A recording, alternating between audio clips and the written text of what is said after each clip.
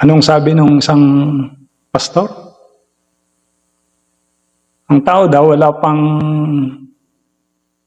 ginagawang masama ay may kasalanan na. Yun daw yung sinasabi ng talata. Sabi naman itong isa, doon daw sa aklat ng Mga Awit, Kapitulo 58, talata 3, ay ang mga sanggol sa tiyan pa lang ay nagsisinungaling na. Talagang di ko alam kung saan nila nakuha itong mga ganitong aral na kung inyo namang sundan yung talatang kanilang binabasa, wala namang ganong sinasabi. At totoo po yun na dahil kay Adan, ang tao ay tinatawag na makasalanan. Kasi nga, yung epekto ng kasalanan ay tumatagos hanggang sa atin bilang tayo ay tao. Pero hindi yun nagtuturo na ang tao ay wala pang ginagawa ay may kasalanan na. Hindi rin yun nagtuturo na ang tao sa tiyan pa lamang ay nagsisinungaling na. Walang ganong itinuturo ang Biblia. Ang totoo niyan ay kayong mga nagsisinungaling. Ibibintang niyo pa sa mga bata na wala namang malay. Kayong mga matatanda na mga pastor pa ang tunay na mga sinungaling. Tingnan ninyo yung talata na sinasabi ninyo, 58:3. Ang masama ay naliligaw mula sa bahay bata. Sila'y naliligaw pagkapanganak sa kanila na nagsasalita ng mga kasinungalingan. Kailan daw naliligaw? Pagkapanganak sa kanila. Saka rin nagsasalita ng kasinungalingan. Walang sinabi na nasa tiyan pa lang ay nagsisinungaling na. Ang bihira. Kayo ang mga pastor na talagang mga sinungaling. Paano ba hindi tayo mapipilitang magbigay ng reaksyon sa ganitong mga pangangaral? Magliligaw ang mga ito ng mga tao. Ang aklat ng Mga Awit pati, 58:3, ay hindi yan tumutukoy sa lahat ng mga tao. Kundi ang konteksto niyan ay sinasabi ni David, yaong mga pinuno, yung mga makapangyarihan. Ipinapakita ni David kung gaano sila kasasama.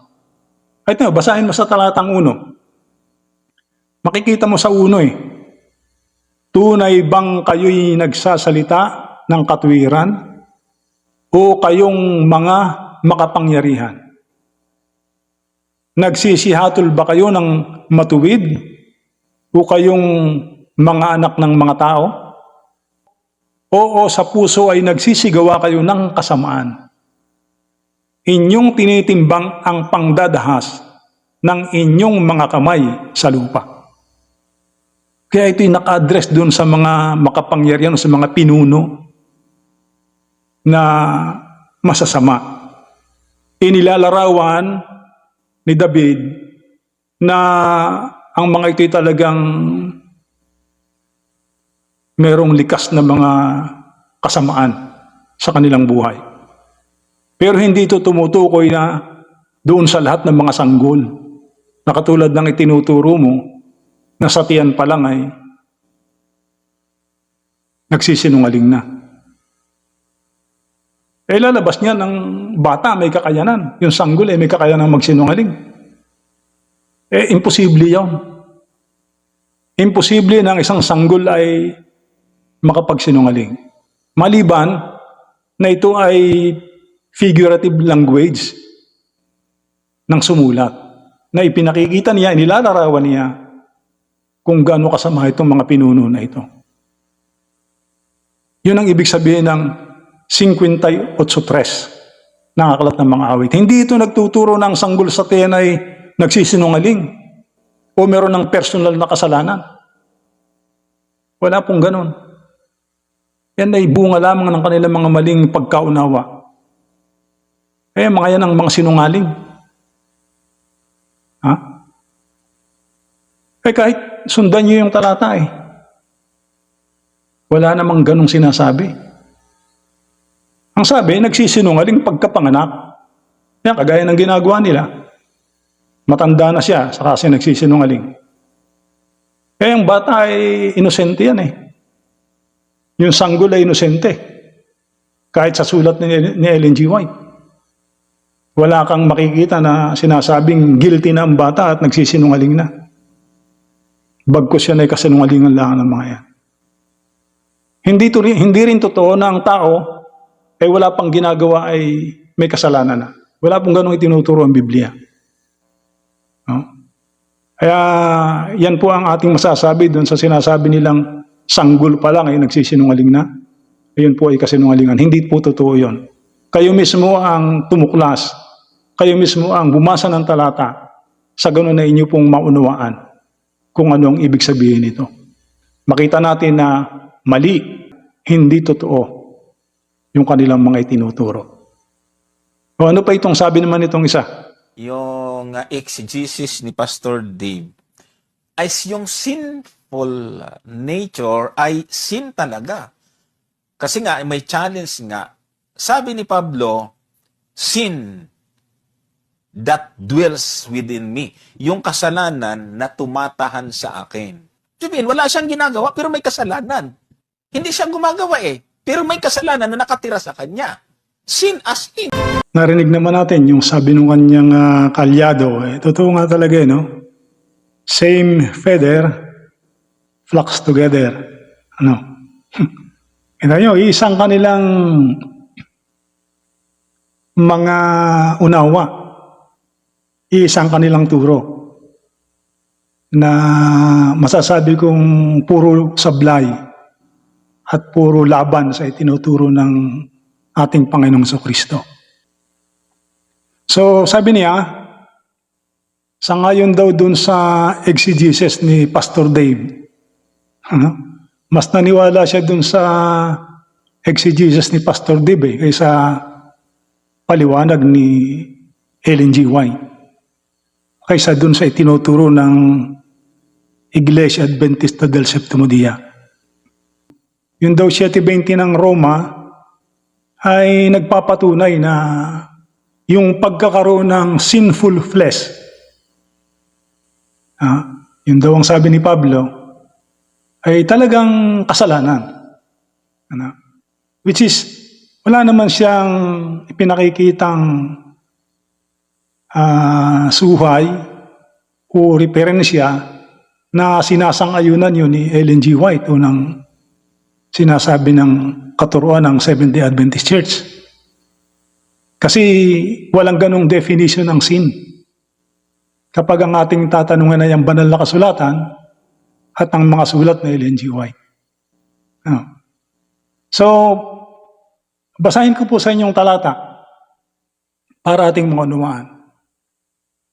Ang sabi sa aklat ng Roma Kapitulo 7, ang talata 20, datapwat kung ang hindi ko ibig, ang siya kong ginagawa, ay hindi na ako ang gumagawa nito, kundi ang kasalanang tumitira sa akin. Kung pag-aaralan niyo po yung chapter 7, o itong particular mga talatang ito, yung paligid ng talata ng 7:20, ay makikita natin dito kung paano inilalarawan ni Pablo yung paglalaban ng espiritual at karnal sa kanyang kalooban. Kaya nga kung makapansin nyo sa talatang 18, sabi roon, sapagkat nalalaman ko na sa akin, sabi ni Pablo, sa makatuwid bagay sa aking laman, ay hindi nananahan ang mabuti, sapagkat ang pagnanasa ay nasa akin, ngunit ang paggawa ng mabuti ay hindi ko magawa. Yan nakikita niyo? Ang paglalarawan ni Apostol Pablo sa labanan sa kanyang kalooban. Ano? Ang isa pang talata, 23, datapwat nakikita ko ang ibang kautusan sa aking mga sangkap na nakikipagbaka laban sa kautusan ng aking pag-iisip at dinadala akong bihag sa ilalim ng kautusan ng kasalanan na nasa aking mga sangkap. Nakita natin, ang tinutukoy ni Pablo na nananahan sa kanya, yun nga po yung sinful flesh. Yung kahinaan, yung pagiging laman, na kung saan ay palaging nakikipagbaka doon naman sa kabutihang nasa kanya rin, sa kanyang pagkatao.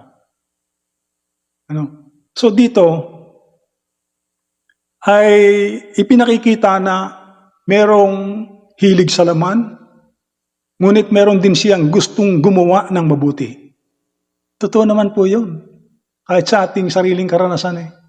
Kasi ang tao, every moment, yan po inalagi na sa gitna ng masama at mabuti. Palagi kayong pinag-aagawa ng karnal at saka espiritual. At palaging nasa atin yung choice o pagpili. At yung ganung kalagayan, ano po, sa ating kalagayan, na nasa atin yung kagustuhan natin gumawa ng mabuti, yung kagustuhan natin gumawa ng masama, parehas yung nag-uudyok sa atin, hindi po yun kasalanan. Yung tendency, yung sinful nature, yung kahinaan,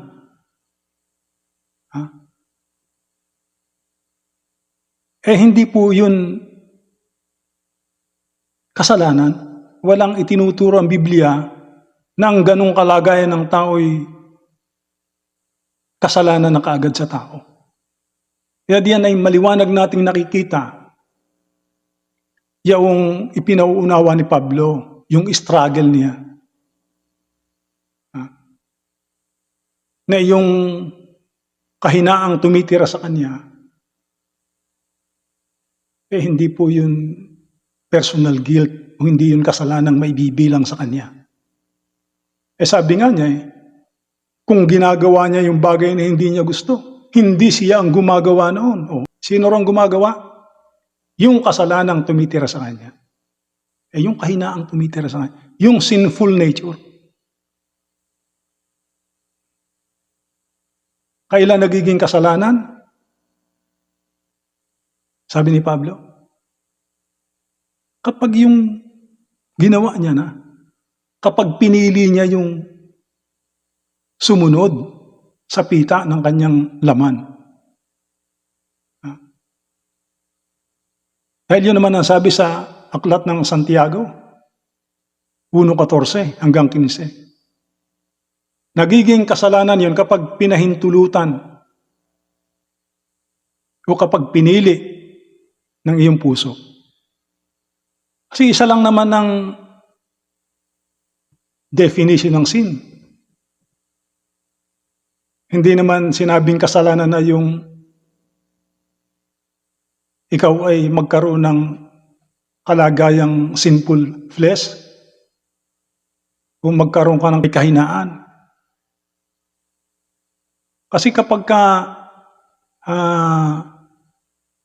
tinanggap natin na yung pagkakaroon ng sinful flesh, ang pagkakaroon ng kahinaan, epekto ng kasalanan ni Adan, ay kasalanan na sa isang tao, lalabas po niyan, ang ating Panginoong Jesucristo ay may kasalanan. Hindi naman sila papayag noon. Kasi walang talata sa Biblia na ang ating Panginoong Hesus ay sasabihin may kasalanan.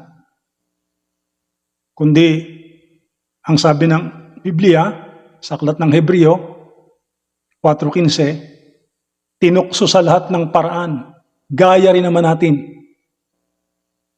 Ano, gaya rin natin. Gayon may walang kasalanan. So, meaning, yung pagkakaroon ng sinful flesh ay hindi kaagad kasalanan. Kasi nga, ang ating Panginoong Hesus ay naparito sa lupa, nakitulad sa tao, at ang kanyang kinuhang kalagayan ay kagaya ng tao na mayroong sinful flesh. Sabi nga doon, God sending His own Son in the likeness of sinful flesh, and for sin condemned sin in the flesh. Romans 8:3. Yan ang kalagayang kinuha ng ating Panginoong Jesucristo. Nung kanyang hubadin ang kanyang pagka-Diyos at nakitulad sa mga tao. Ang kanyang kinuhang kalagayan ni Ellen in the likeness of sinful flesh. Maliwanag ang sabi ng banal na kasulatan. Mamaya, pag-aralan natin yung nature ng ating Panginoong Hesus. Gusto ko lang pong idiin dito na mali yung kanilang interpretation at unawa dun sa aklat ng Roma Kapitulo 7, ang talata ay 20. Ang tinutukoy doon ni Apostol Pablo, yun nga, yung karnal na kalagayan, yung sinful nature na meron siya bilang tao. Yun po ay hindi kasalanan. Sapagkat ayon sa Biblia, the only definition of sin ay transgression of the law. 1 John 3:4. At sa maraming sulat ni Ellen G. White, yun din ang kanyang tanging kahulugan ng kasalanan.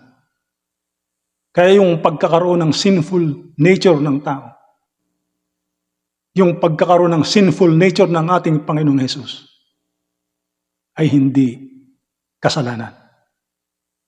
Sa nawa, sana'y naging maliwanag sa atin ang bagong yun. Yung 7:20, 58:3, 51:5 ng aklat ng mga awit, 7:20 ng aklat ng Roma, ay hindi po yan nagtuturo na ang tao pagkapanganak pa lang ay may kasalanan na. Walang ganon.